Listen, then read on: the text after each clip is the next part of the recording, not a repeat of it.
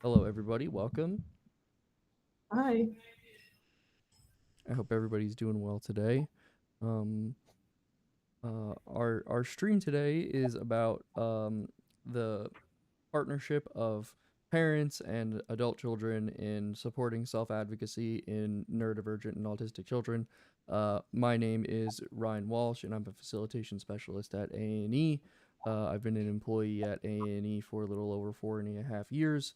I've been in autism advocacy since I was 13 years old, and I'm 27 now, and I'm an autistic adult. So that's just a little bit about me. I don't know if you want to introduce yourself. Yeah. So I'm Ilia Walsh, and I'm the Director of Individual and Family Service. I've been with A&E almost 15 years, and I first came to A&E as a parent, and then shortly thereafter moved through the organization in various roles here. Um, but one of the things I do is some of the workshops, and Ryan and I do this particular conversation together in a workshop, but we're doing it a little bit differently today. Yes, and our goal here is to kind of basically talk a little bit about what we talk about in our workshop, but also maybe get a little bit more specific into certain topics that we don't discuss as much in the workshop, and also talk a little bit more about how it's personal to us. Um, of course, we are reading the chat, so feel free to say hi. Um, and yeah, so I do have a few questions that I want to ask today that I think will make it for a good discussion. Um, the first question that I have for you is, and just so it's super clear, Ilya is my mom, and I am the adult child, so that's the relationship that we have. So the question that I want to ask you right now is, can you define what self advocacy means to you as a parent? I know that you have a lot of experience in fostering self advocacy, not just in me, but in plenty of people over the course of your time at A&E. So if you could just define what it means for people who don't know, and also for what it means to you as a parent. Yeah, I mean, I think self advocacy for me is really first about helping someone find their voice and what it is. What is it that they believe in and what is it that they stand for? And then helping them be able to share that voice with others. So whether that's in a relationship or whether that's in school or whether that's in employment or whatever, I really think that first is like helping someone find their voice and then being able to use that voice um, for getting their needs met, building the life that they want. I think where it gets a little more personal as a parent, of course, is I think as a parent, you always want, you know, everything to be the best for your kid and be perfect. And we know that that's not reality. So it can get a little bit different when you're advocating. And I think there's also that shift when you're a parent advocating on behalf of a child and then switching to what does that look like when they become an adult and how does it change or does it change? So I think that's what it means for me. What about you, Rye? Yeah, for me, I think it's about, as an autistic adult, obviously, I have to, do an amount of self advocacy on a regular basis. And I think for me, it's about developing the skill of, essentially, it's kind of like boundary setting, but in a very specific way. Like, I think that a lot of people have to work on the skill of boundary setting, just like in general. But I think that the angle of me being an autistic person is that sometimes I have to advocate for myself and set boundaries around things that other people may not expect, that other people may find to be inconvenient or might find to just be odd or that they have a misunderstanding of.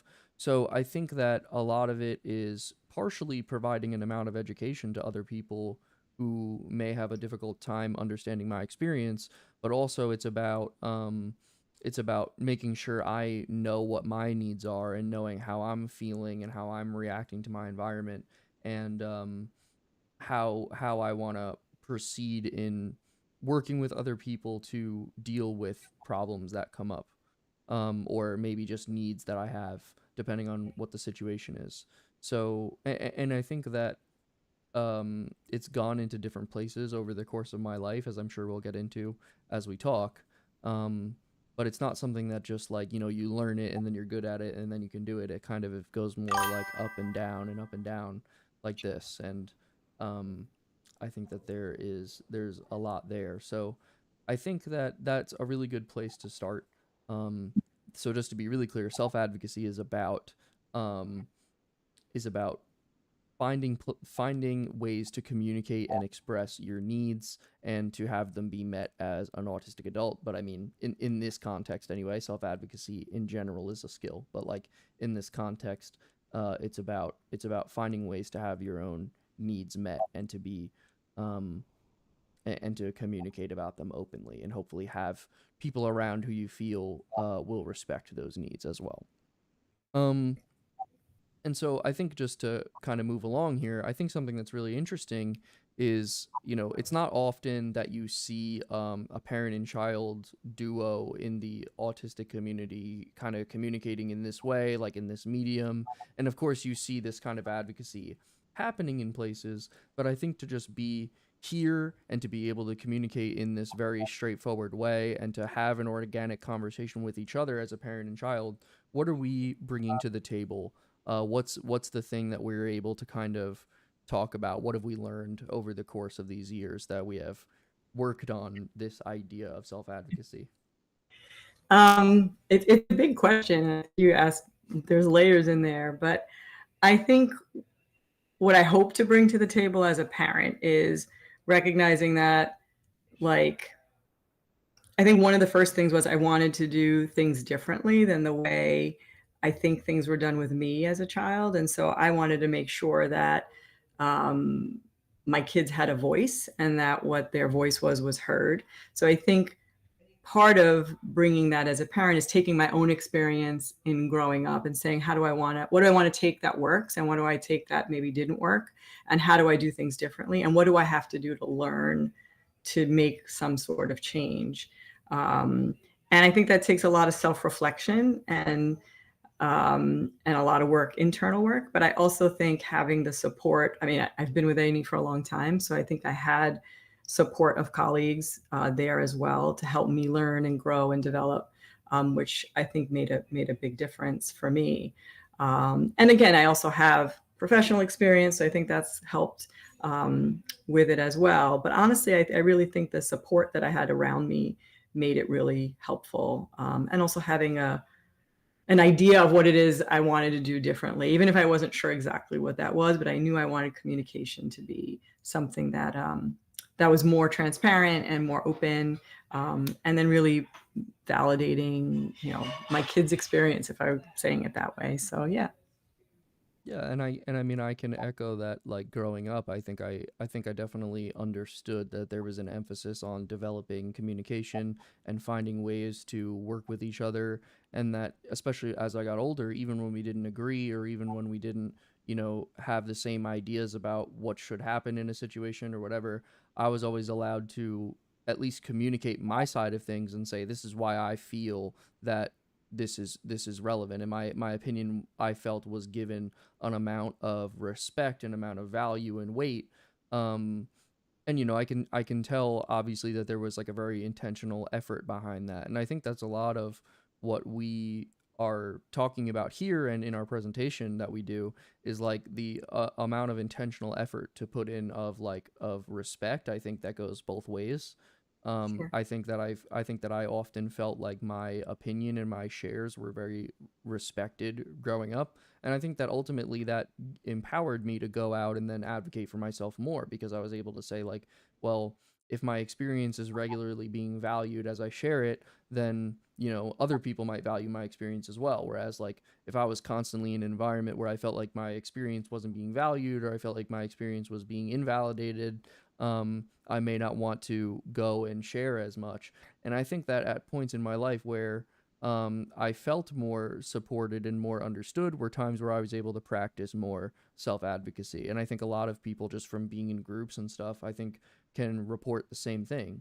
And this isn't necessarily just true in like a parent child relationship, but I think it's also true just in general. Like when you feel supported by the people around you, you feel empowered to go out and, you know, say your piece and to have your opinion be heard. And so I think that having such a deliberate emphasis on communication is a very important part of that.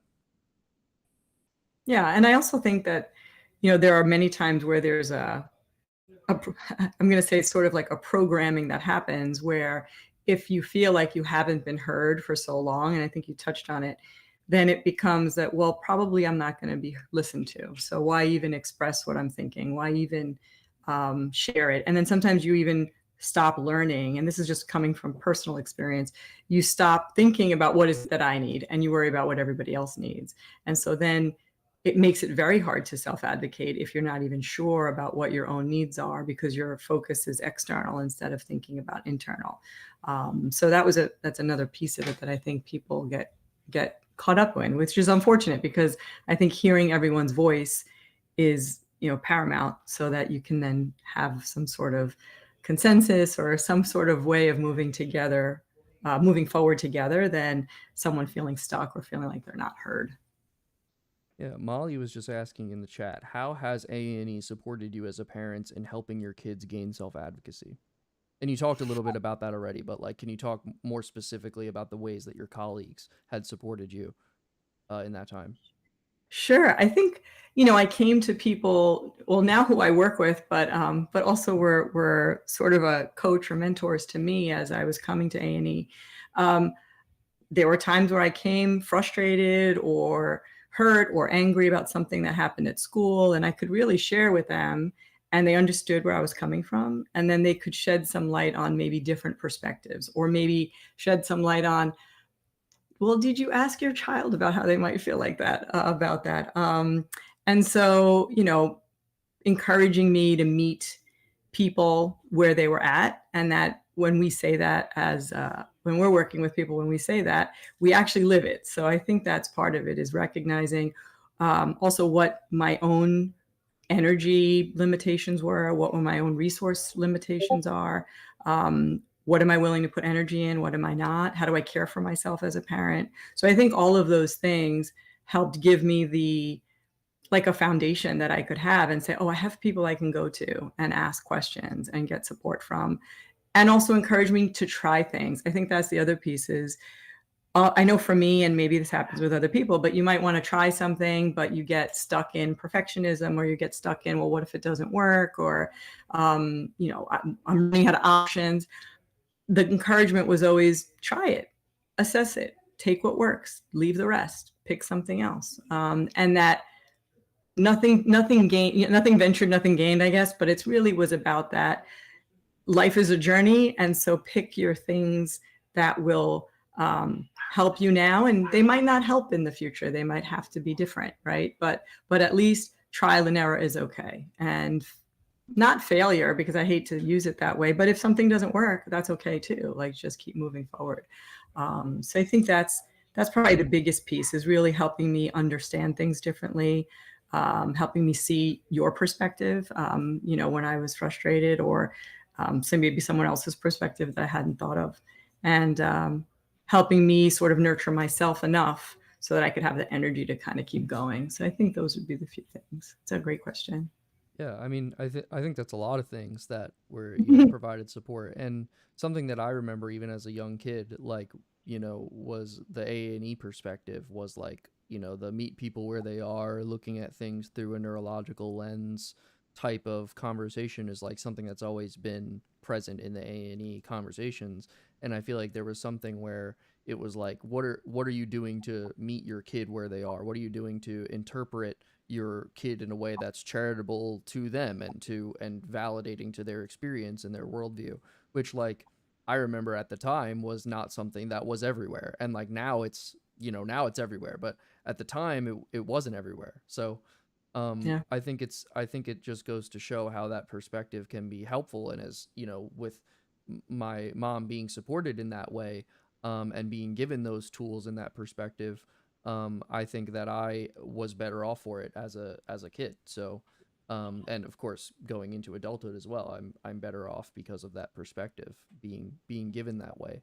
And now as an adult who does work here, I think it is something that you do practice on a daily basis, and even when you're doing self advocacy, it's the same thing. Meeting people where they are. Like, if I'm going to advocate for myself, I have to know where the person I'm advocating to is coming from as well, and like what their perspective is, what their needs are. Because chances are is if I had a need that's not being fulfilled, it's probably happening for some structural reason or some interpersonal reason or whatever it is, and I have to be able to identify that and learn that about other people. So the meeting people where they are goes in a lot of directions, and I think that's a really nice thing. Yeah. um so just to keep moving here with some of the questions that we have, because I do think that they're really good ways of getting to different pieces that we talk about in our presentation. I think something that we talked about a little bit in advance of this was just like how different it is, having the role of being the parent while you're living together versus having the role of the parent while being separate. And we've lived together as adults, and we've lived together, when I was a kid. So what's the what's the difference there as a parent in being able to give support and to foster self-advocacy in both of those situations? Yeah, I mean, I think so. I can only give the parent perspective, right? And I'm curious to hear, Ryan, what you say. But I think as a child, and into like those teen years, there's definitely a sort of a more protective stance that I think I had, which is, wanting to step in and wanting to play mediator. And then something happened in your late teens where I was like, oh, wait, I think he can do this on his own. I don't have to step in all the time. And so I think the shift was not having to realizing that you had learned the skill enough on your own to be able to do it, and then knowing when it was to step back, and then living in the same space.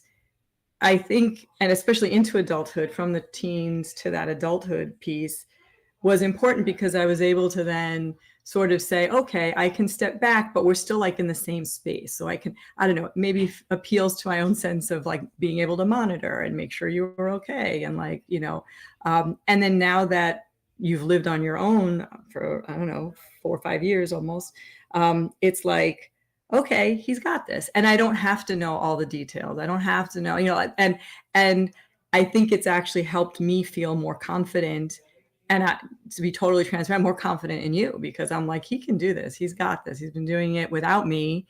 And if he knows, if he needs me, he knows where to find me. And if there's something that like I'm concerned about, I also feel like I have the space to come to you and say, there's this thing that I'm concerned about. Can we talk about it? And I think you're okay with that. And if you're not, you will also tell me that. And I trust that.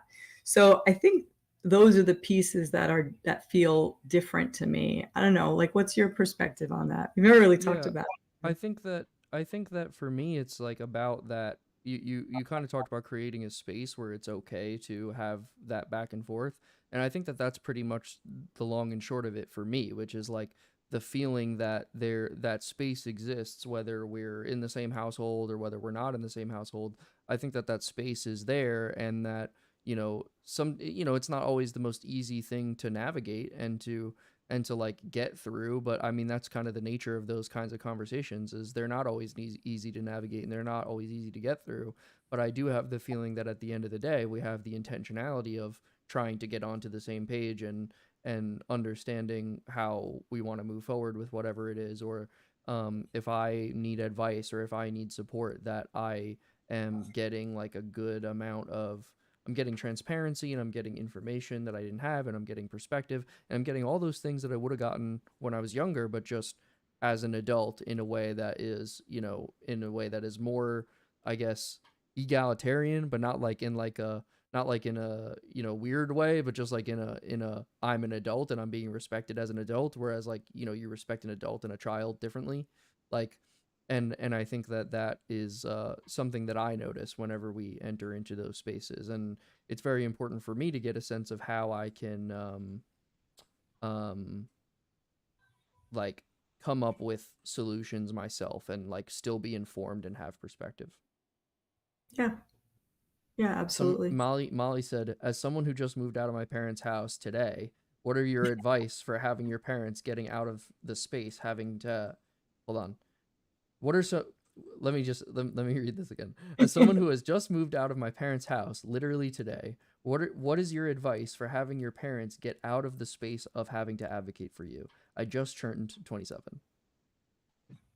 Yeah, I So don't know. Why don't you? that's for you, I think, because You think because that's it for me? yeah, because it's kind of advice for the parents. Like I mean, I can only the way I mean, I can speak on it only in the sense that whenever I was becoming more independent and was doing my own thing, um I didn't have as stark of a like, okay, I'm moving out, because like I had already moved out once and then there was COVID and then I moved out again.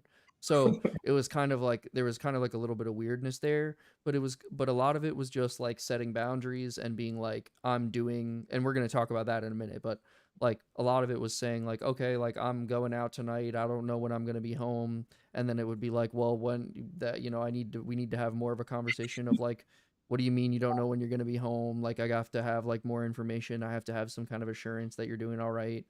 And then I would kind of be like, well, I'm an adult. I mean, like, what if I was just out in the world? And like, that was like the transitional period.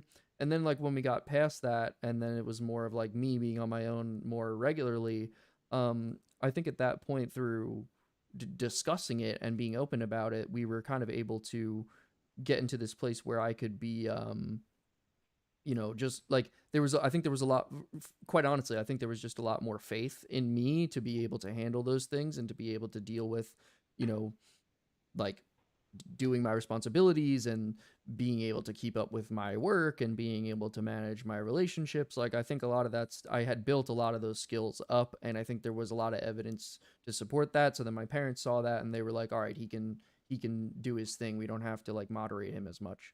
Um, but a lot of it was just over time, like displaying like, hey, I got this. I'm doing it. That was kind of my end of it. Yeah, and I would say from the parent perspective, a lot of the, kind of the hovering that can continue when your kid moves out, I feel is really based in fear, right? And I think I mentioned that before. And it's a lot of worrying about, are they okay? Are they cooking for themselves? Are they able to clean? Are they doing all the things? And I think some of that, and this probably is a good transition to some of the other stuff we want to talk about.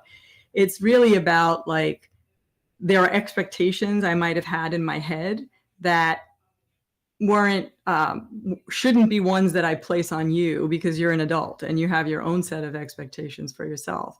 And so some of that is being kept in check for myself, like as the parent. And then I think the other part that was important for me was just being in communication. It's really hard when I think people don't even talk about it enough. Like when your kids leave, there is a hole that's left there, and it's like, okay, and it's normal, everyone can tell you all those things, but it is hard. So some of it is like that communication piece that can feel like it gets lost. And so I'd encourage creating some sort of regular communication that fits for everyone. It can be a text group, it can be, we do a video call, or maybe we go to lunch. Like, it depends on how close you all live to each other and what makes sense for everyone. But that communication is really important because it does leave a gap at home, where the home of origin is, or even if it's just in your heart, that you miss your kids. So it's like, I need to be in touch with them, and that it can be different for everyone. But I think that's an important piece, is having regular communication. And then if you have needs as the adult, I know that we've had pretty candid conversations around what is it that I need and what is it that I don't need, and this is the why. And I always tried to give you the why. Like, if I was and with both of you, like if I was being too extra in some way, I would probably say why I was being too extra. Once I did it, maybe it took me a minute to like reflect on it, and say, okay, this is maybe why I was asking for too much, or I was just really trying to appease and quell my own anxiety. So that's usually where it comes down to. But those are just a couple of things I think that can be really helpful, especially so early on, in that it's a big change for everyone. So really, communication, staying in touch in some way, and then just trying to quell each other's anxiety of what the expectations are and like, what should we be looking for that way. And I hope that Yeah. helps. Yeah, no, I think that makes a lot of sense, and I think it's a good bridge into the topic that we're moving into next. Because and I mean, this line of conversation is inevitable, because whenever you're in this space and whenever you're in like the neurodiversity space and you're talking about um parent-child relationships, the topic of expectations and boundaries comes up. That's just like one of the main parts of the conversation, because a lot of the people that we run into who are in our support groups, who are doing our one-on-one calls, who are doing our, a number of our services, coaching service, whatever, um, the challenges of the parent and the child setting boundaries and determining what expectations are for each other and all those things can get really challenging and can get really murky. Um, and I think that, just in talking about this in preparation, I think that the approach to even the idea of expectations was very, what it sounded like to me was that it was very deliberate, Mm. and that it was very, it was very focused in the way that expectations were established. And then it also wasn't enough to just have it be that way when I was young, but to have it continue to change and to morph in a consistent way as circumstances changed, and to be able to get a sense of that. So what I'm wondering is what expectations would you say you had for me as a child, and then how did they morph as I got older? Sure. I mean, I think originally, our expectations were really about creating an autonomous little human and like being able to give them space in a way that would help them grow. And I think the expectations were as a child was like, I want them to be able to share what they need and be able to grow in a way that makes sense for them, find out what their strengths are, find out what they love, be able to nurture those, and then teach me so that I can help to nurture those and be able to give you the resources that I could to be able to do that. Um, and then I think as you start, I don't know, for me, I can only speak from my perspective, but like once I started learning what those things were for both of you, I think I was like, okay, I get it. I get the game plan. Like we can now shift and like focus on the things that work. And there's always a course correction that happens because life happens and you learn more and people change and you go, okay, now that didn't work, let's try something else.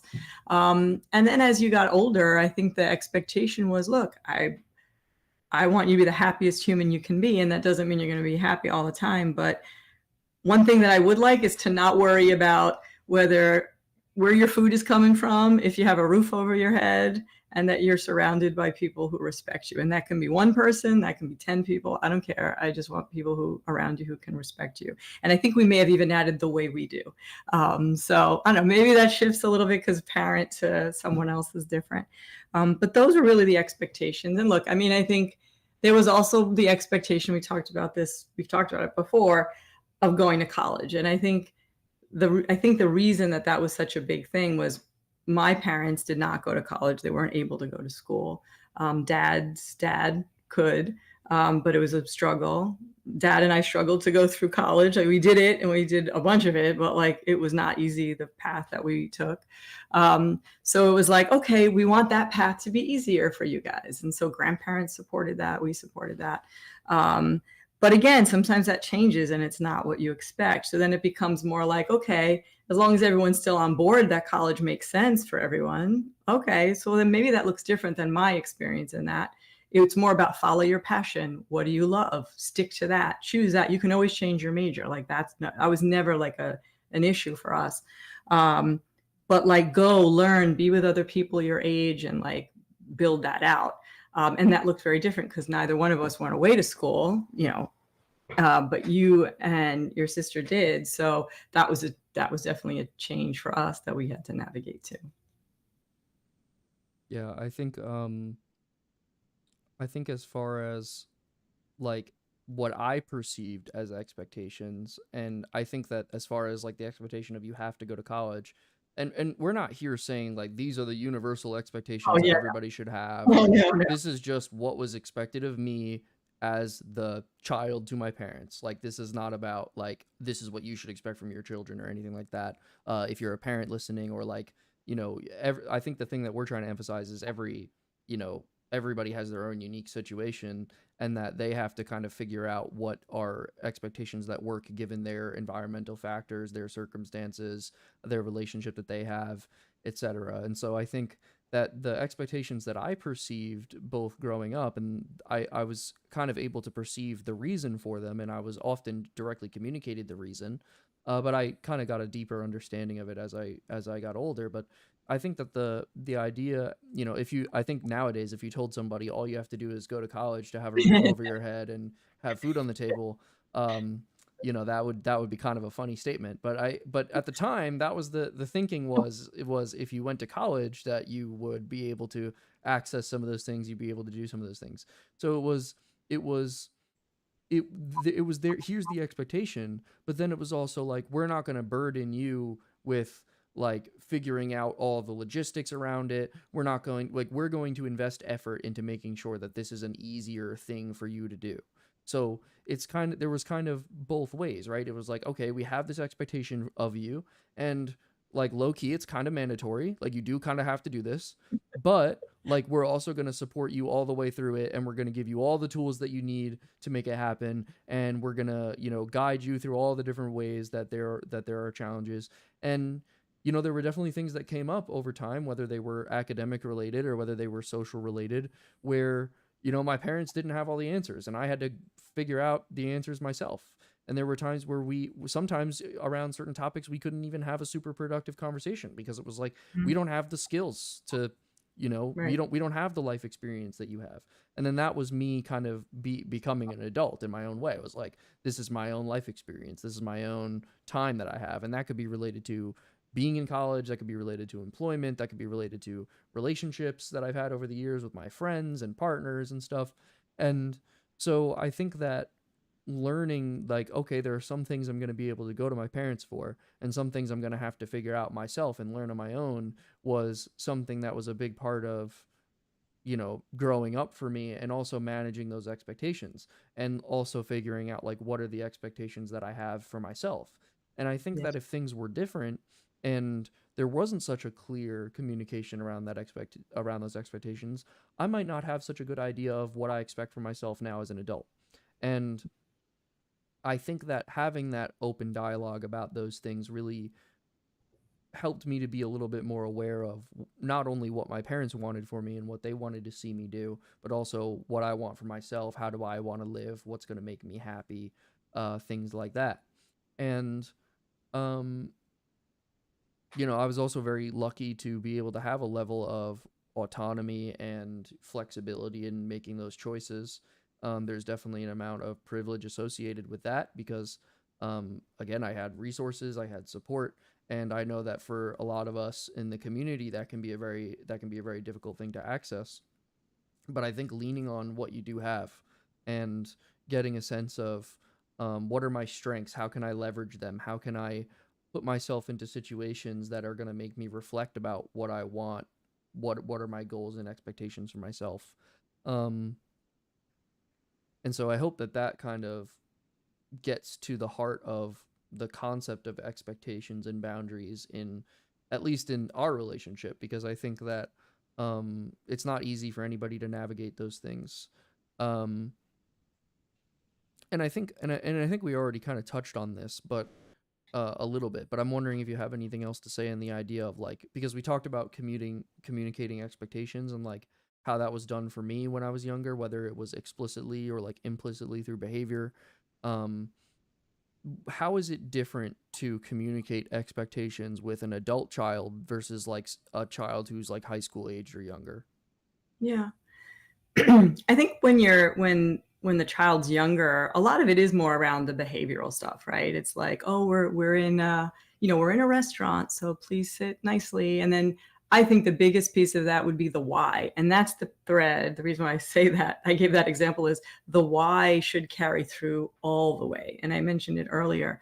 But I think as especially as you got older, you would ask me, why do I have to do that? Like, what is the reasoning? And sometimes we say things as parents because I don't know, it's what we heard from our parents or we hear other parents say. And sometimes we never reflect on, oh, why am I actually asking my kid to do this thing? Maybe I don't actually believe it myself. Like maybe I need to reflect on that. Like eat your whole meal. Like weird things that we heard as a kid that maybe just don't apply anymore and just don't make any sense. Um, and so I think that's one of them is really making sure you have the why. And I think it shifts from like those more simple behavioral types of things, like be respectful and, things like that, to um, how do you think you're going to navigate that situation at work, right? Well, and like having that encouraging dialogue. And then as an adult, sort of I think I say this, I don't know, I think Dad says it too. It's like, now it's like, if you need anything, come to me. And that's a low key way of saying, please come to me if you have a problem, because I'd really like to help you. And, you don't have to take my advice, but I'll try my best. And I think that's the other shift is, as you move through the teen into adult years, I think that's when I recognize that, like, oh, I don't have all the tools. And honestly, I can't possibly have all the tools, but I can tell you I don't have the tools. And as you got older, I was able to say, I don't know. I think I probably said it on many occasions. You didn't come with a rule book. There's no handbook. I'm winging it right now. So let's figure it out together. I think that vulnerability is important to say that I don't know. And that's why I'm having a hard time helping you right now. And maybe why I'm being resistant as a parent. So let's move past my feeling uncomfortable, and let's, be more solution driven instead of getting stuck in the emotions. Not that the emotions aren't important, but sometimes it keeps you stuck sometimes. Yeah, and Yeah. like as a and like as a young adult, like, 18, 19, all the way through, like, 22, 23 years old, to hear all that stuff and to hear that level of vulnerability coming from my parents was very humanizing, because it wasn't like my parents are this force that tells me what to do, or like, have like the universal rule book or set of, whatever. It was like, I'm dealing with other people who are, basically just as clueless as I am. And, we're all just here, we're all just people trying to figure it out. And I think that having that kind of more humanizing approach to it, and like my parents, very quickly kind of stopped pretending like, oh, I'm gonna, we got everything under control, we're we stopped doing that, because it wasn't doing anything to help us, deal with some of these more challenging situations that would come up. So it was like, so it became a lot more like, okay, how are we, just as a group of people, how are we going to figure this out? And like, what's on your mind, what's on your mind, what's on my mind, and like trying to um get all those things to be in alignment and to make sense to each other, like, and being more upfront about having that dialogue. And I think, unfortunately, that's something that doesn't happen a lot. And Yeah. I think I'm very fortunate to have had that happen in our parent child relationship, is to see that level of vulnerability in my parents at a younger age, whereas I think a lot of people start to see that in their parents when they get like a lot older. And that that's something that feels good. Yeah. Well, thanks. And I think, it's okay to be vulnerable. And I also think I would just add a piece to that. Like, there's a lot of times when parents might feel like vulnerable, or like they don't have control. I'll put that in quotes, in this of a situation. But you know what? That's all okay, like you said. And as long as we know we're all supporting each other, and even if that just means by presence, I think that's the most important piece. Is like, we're all clueless right now, but we're in it together, and we'll figure it out. Um, because I think part of the fear of being vulnerable is being abandoned, right? And so, like, if I express vulnerability, maybe you might lose respect for me as a parent, or vice versa, right? Like, it could happen the other way. And so therefore it's like, oh, well, I don't want to lose the person. But if we know we always have like each other's best interests in heart, then that's the part that can carry even through missteps and mistakes and things like that. So yeah, I think that's the piece. But I'm glad that it worked. At least it seems so far. Yeah, and I think that also extend, like when you have that mentality and that baseline, as somebody who, again, who has to practice self-advocacy on a somewhat regular basis. It's like, when I have that as a baseline, and I know that I'm comfortable in that style of communication. And then there's also kind of the AANE ethos of like, meet people where they are, have a, be validating, like, try to understand other people's experience, look at things from a neurological and psychologically informed perspective. Like, Mm. when I put all those things together, it allows me to meet other people where they are, and to have other people meet me where I am outside of the context of my family, because I can practice some communication. I can communicate to other people, what are my values, what do I need, like. And so to have that modeled and to have that practice over the course of my life in different ways was very helpful moving into adulthood. And I don't think that that's something that necessarily has to start when you're a kid either. Like, I think that, that relationship and that back and forth can start anytime you Correct. are willing to open up and just say the thing you're scared to say.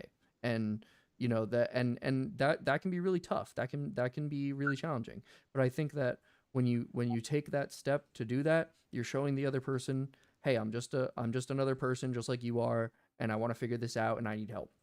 And you know, when you do that with people, you learn very quickly who is going to be respectful to your needs and interests and who is going to not be respectful to your needs and interests.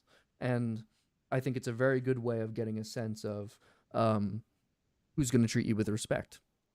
Yeah. Um, I think we probably have one more question. I think that this is a very valuable place to leave off. We'll probably do some closing comments, or if anybody has anything to say in the chat, we'll address that real quick.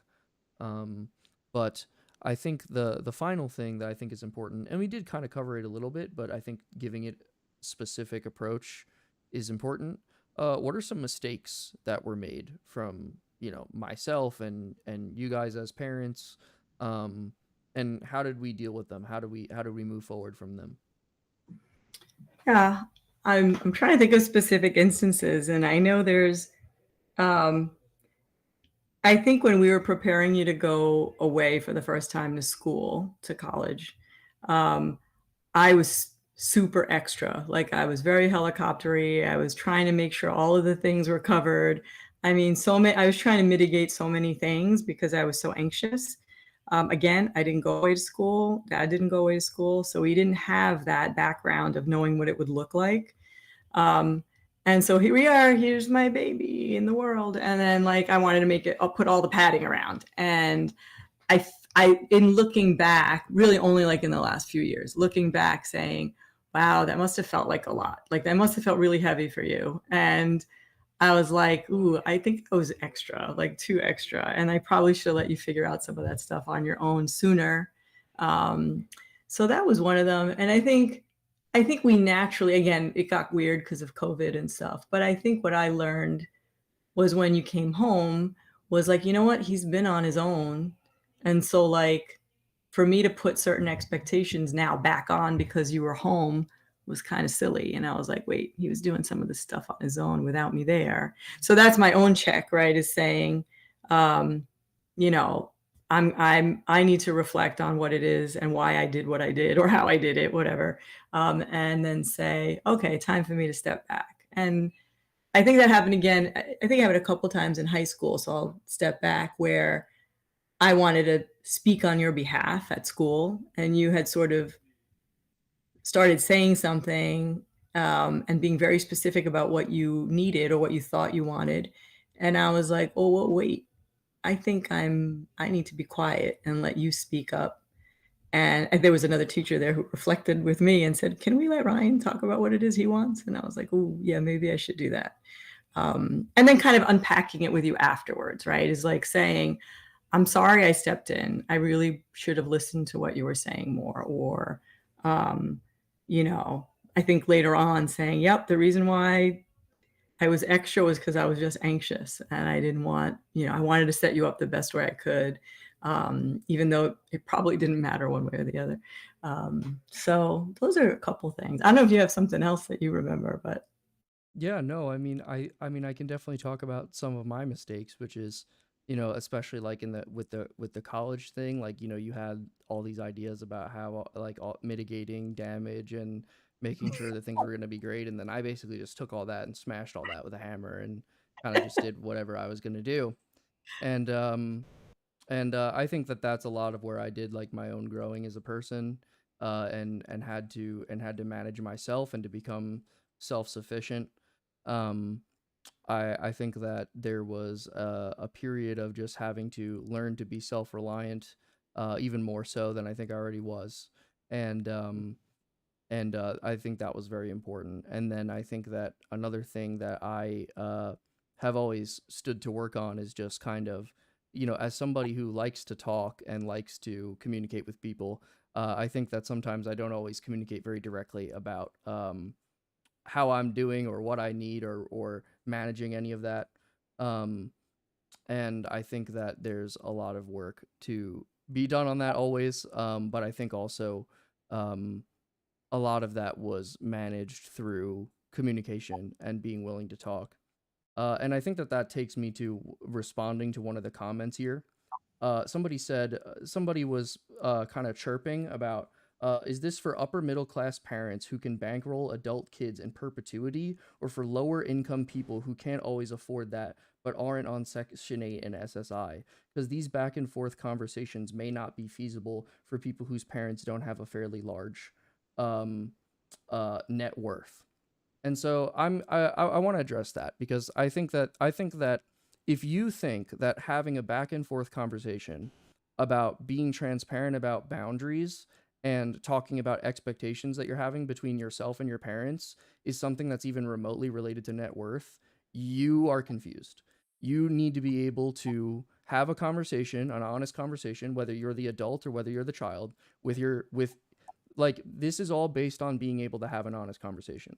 So if that's something that you struggle with, there's no amount of advice from AANE that is gonna you need to be able to take that step forward to be able to say, I'm going to be honest about what my needs are and what my expectations are with the other person. You need to be able to do that. There's not going to be anything that anybody's going to be able to do to change that for you. There's not going to be anything that any like at the end of the day, that is work that you have to do. You have to be able to communicate honestly.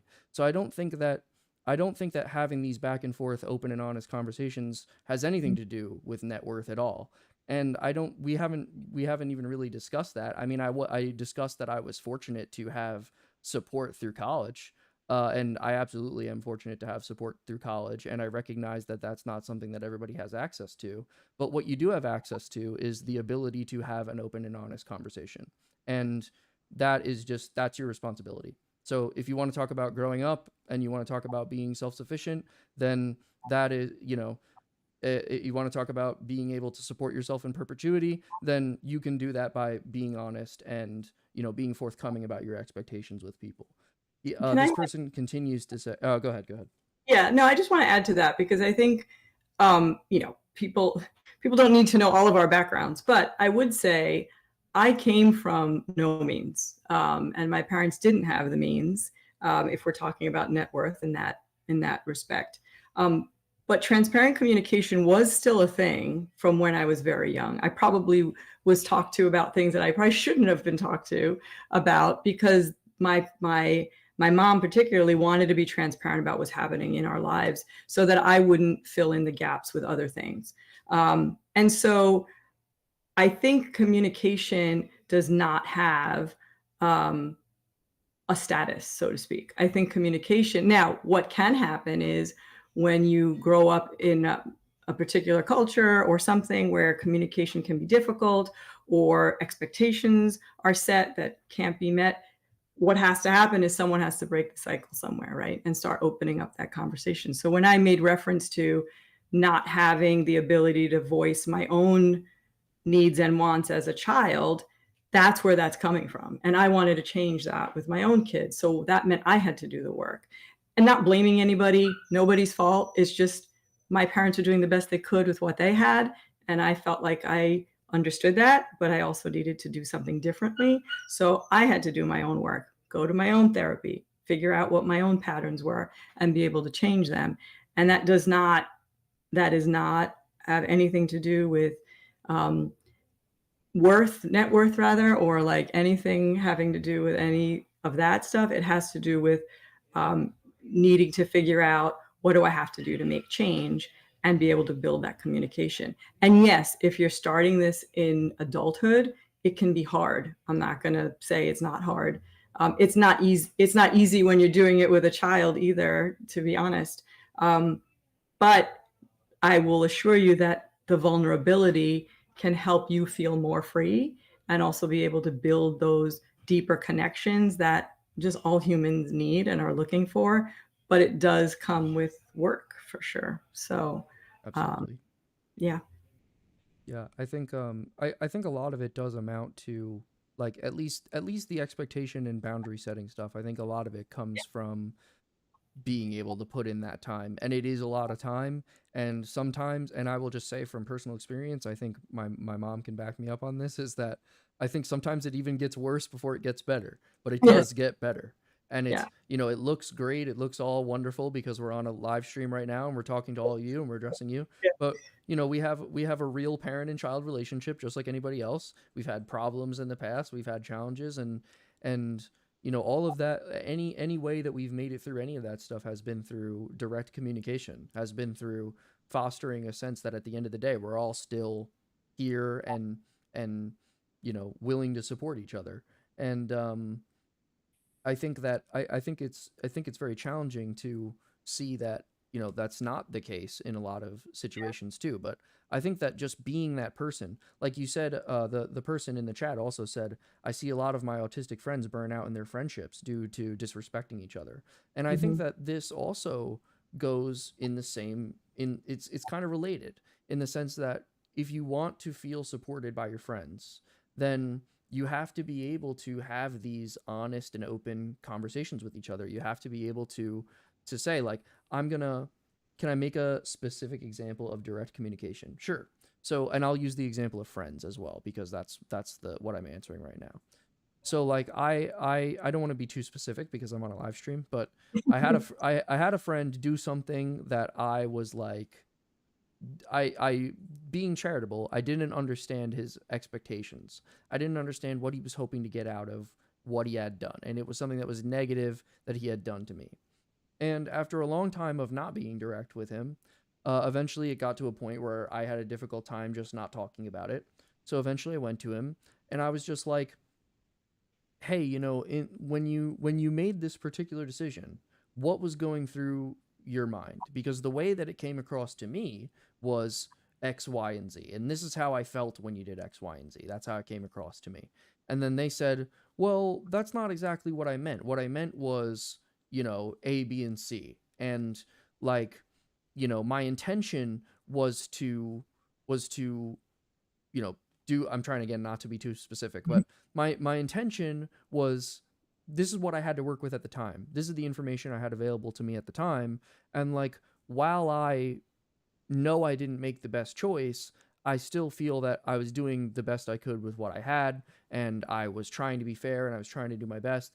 And also I recognize that, now that you're telling it to me in this way, I can see why it came across to you like, I had done this, that, or the other thing. And like, if you felt that way, that's totally real and valid. And so what that was two people having a very direct conversation with each other. I said, you did this, this is how it affected me, and this is how it came across to me in a number of ways. And then they said, well, this is what I meant. I see and understand and validate your experience. And also, I feel that I was doing the best I could with what I had. And, this is the situation that created that. So it's being very specific and also taking accountability, because I don't think you can have directness. I don't think you can have a good conversation without taking an amount of accountability. Like you can feel that you didn't do anything wrong necessarily, but there's kind of a difference between being wrong and taking accountability.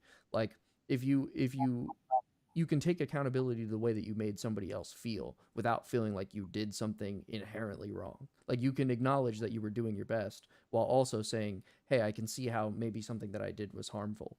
So being very, very clear and explicit about that and taking the time to discuss it. And the thing that's hard is being the person to break the ice, because people don't want to people don't want to always do that. It can be, especially in friend groups, it can be very hard to be the person to break the ice and to do that. But if I think that my suggestion to somebody who wants to open up a more direct line of communication with your parents or with your friends or whatever would be to take a very specific moment where you can plan to break the ice with a person and say, hey, do you mind if I take a moment, if we just take a moment to talk? There's something I want to talk to you about. And that can, just saying that to somebody can be incredibly difficult. Like, Yeah. just doing that can be incredibly difficult. But if you make it over that hump, then what you can do after that is, then you can get into a place where you can be very direct without being insulting, very important, being direct without being insulting about, when you did X, Y, and Z, I felt this way. And I got the impression from you that you meant this. Can you explain to me? It's a information gathering process. Can you Mm. explain to me how I can understand this in a way that makes more sense to you, because I don't think that's what you meant to do. I don't know. It's just an example, but Yeah. Yeah. No, and I think just that first step of being vulnerable and asking for that kind of communication can make huge steps to building that more authentic relationship and that more authentic communication style with someone, because you're both willing to then take the risk. And that can just only help to build the bond more, right? To feel closer to someone if you're both willing to invest that kind of time in the conversation and the communication. But again, it's hard, and everyone has different communication styles, and so you need to figure out what works for different people. Some people can talk for a long time. Some people can need breaks and need shorter versions of that. Some people need it in text. Some people need it in written format, or there's so many different ways. And I encourage you to try different ways to have those types of conversations. But I promise, whenever I've had them, even the really difficult ones, you can just serve to build closer. And the ones that don't get closer maybe are not the ones you to invest your time with. And I don't say that lightly, trust me, but it is something to consider. Respect goes both ways, and being able to have, and that's with family, relationships, anything. Um, and being able to honor each other in that way is just, again, just being a better human, I think. So, and communication's hard, but if we can do it a little bit better, I think it just helps to just build a better connection with people. and I think that when you create that space, like when you ultimately create that space with somebody, it stops feeling like a risk, and it feels more like something you can just do. Yeah. With that person anyway, not in general, but like with that person, like once you cultivate that space, it feels more like, oh, I can just do this. Like I can just say this to this person, it's not a problem. And like even with the people that are super close to you, that could take a long time. Like and but I think that when you do that exercise and you get into that space, like it's very rare that something more negative comes out of it. And the times where you feel disrespected, those environments create a situation where it's very hard to communicate honestly without being disrespectful. So Mhm. like like if somebody communicates honestly to you and it comes across as disrespectful and like a, fundamental way, like they're not respecting you fundamentally, like they can't try to dress it up nice because we're in honest time now. So if once you're in honest time, you can tell when somebody starts going back to dressing up their language and like trying to, be appeasing or trying to change. And I think as a neurodivergent person, that's also a very important skill and space to be able to cultivate with people that are close to you, because sometimes as autistic people, we need very clear communication and expectations. So something that somebody else wouldn't communicate so clearly, we might need to be communicated very, very clearly. So like there's a difference between, again, accountability. So like if I'm doing something wrong, like I have a girlfriend that I live with, we're in a partnership, and like if I do something wrong, I want to be communicated in a way sometimes that's very direct, very upfront, like in a way that some parents wouldn't want. I mean, some partners wouldn't want to communicate with. Like they wouldn't want to say, you know, do be super specific about the thing that's making them upset, right? So I think that and cultivating that space has been very healthy for my relationship as well, and that's something now that we can do with each other. So I think, and that's something that didn't happen overnight either. It happened over years of being together and having that experience.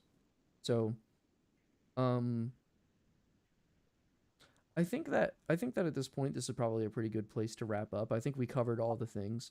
If you want more focused and more structured kind of approach to this, maybe a little bit more of an academic kind of approach to this subject, feel free to check out our presentation called Parents as Partners. Um, it's available on AANE's events page. You can look up when the next one is happening there, and that's aane.org/events. I just want to thank everybody for watching today and for being good chatters. I was very happy to talk Mhm. to everybody who was leaving comments, so thank you for that. And Yeah, I just hope everybody has a good rest of their day or their night or wherever they're at, and we'll see you in the next one. Take care, everyone.